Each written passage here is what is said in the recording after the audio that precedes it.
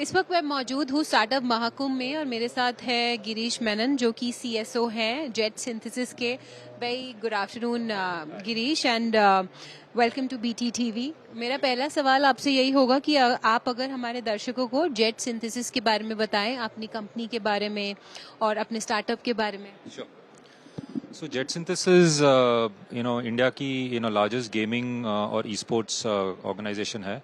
हम खुद के गेम्स बनाते हैं एंड हमारा जो मेन गेम है रियल क्रिकेट और एक और गेम है हमारा सचिन सागा, दोनों क्रिकेट पे बेस्ड है। So it is the mobile cricket simulation game और ये कैटेगरी में हम ग्लोबल लीडर्स है।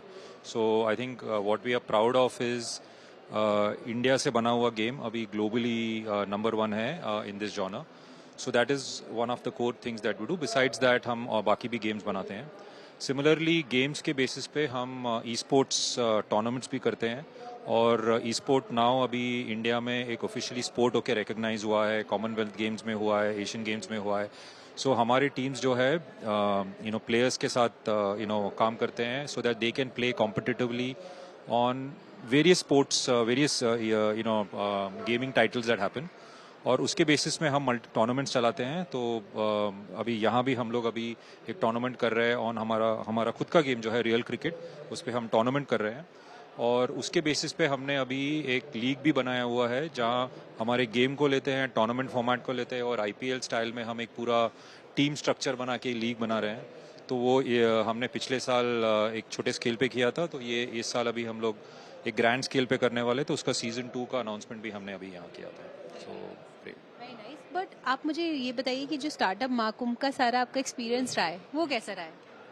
नहीं, सो ये आई थिंक इंडिया के लिए यूनिक है and in my mind hopefully this is going to be the start of many such events, right? Because इसमें एक बहुत अच्छा चीज़ ये है कि नॉट ओनली सो सारे स्टार्टअप्स होते हैं, बट मोर इम्पोर्टेंटली सारे ऐसे बड़े कंपनीज है जो पहले एक ज़माने में स्टार्टअप हुआ करते थे एंड अभी they've gone through the journey, right? तो उनको पता है कि क्या लगता है सक्सेसफुल बनने के लिए, राइट? तो हम जा रहे सब दूसरे लोगों गेमिंग स्टूडियोज को देखते हैं, तो there is a lot that we can share, that is a lot we can learn from new startups. But also important ये है कि सारे स्टेक होल्डर्स है, जो इन्वेस्टर्स है, पार्टनर्स है, स्टार्टअप्स है, कॉर्पोरेट्स है, बट ऑल्सो मोर इम्पोर्टेंट ये है कि सारे डिफरेंट डिफरेंट टाइप के इकोसिस्टम्स हैं जो साथ में काम कर रहे हैं। तो मैं यहाँ मेरा मेरा गेमिंग का इकोसिस्टम इधर है, बगल में एआई का है, डीप टेक है। सो इतने अपॉर्चुनिटीज है for people to meet and share ideas and thoughts and also importantly for different types of companies to work together. तो वो एक बहुत इंपॉर्टेंट चीज़ है, बिकॉज जैसे टेक्नोलॉजी इवॉल्व होता है ऐसा नहीं कि सब आप खुद से कर सकते हो। आपको पार्टनर्स चाहिए, आपको स्किल्स चाहिए जो दूसरे दूसरे ऑर्गेनाइजेशंस और सेक्टर्स में है। सो हाँ, वो सिनर्जी बनता है, जैसे सारे लोग साथ में काम कर सकते हैं, वो यहाँ अपॉर्चुनिटी आ रहा है। तो मेरे हिसाब से I think this is hopefully the start of something big and for what I understand ये I think the first of its kind India में and hopefully will be one of the most long running ones आगे जाके। और in fact minister ने भी यही बोला कि अभी एनुअली बेसिस पे किया जाएगा। पर मेरा आखिरी सवाल आपसे ये होगा कि जब हम ईज ऑफ डूइंग बिजनेस की बात करते हैं तो किस तरीके से आप जो प्रोग्रेस है जो भारत में इंडिया में देखने को मिली है उसको देखते हैं और क्या कुछ और किया जाना चाहिए और सारे स्टार्टअप्स के लिए।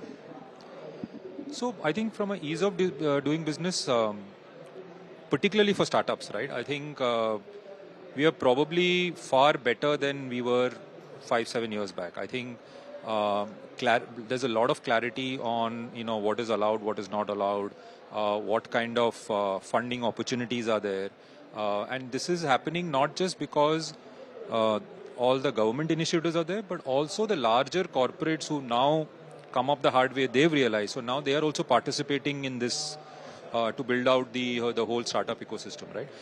So from an ease of doing business, there's a huge growth that we are seeing, far more efficiency. I think the only point I would make is we need to continue on this journey. Particularly क्या होता है कि anything which is technology related, ये area में because technology change होते रहता है, right? You always need to have your laws and regulations also to continuously change and evolve, so that it can keep be as updated with the current context as possible, right? अभी आप देखने जाओ, so many new technologies, AI for example now, blockchain बोलो, crypto बोलो, it's that clarity needs to continuously evolve. Maybe today हमने decide करिया कि हमको ऐसा करना है, एक साल के बाद शायद वो relevant नहीं होगा because technology ही change हो गया. So I think वो एक angle है कि where we have to keep continuously updating, but otherwise from where we've been to where we are, huge change.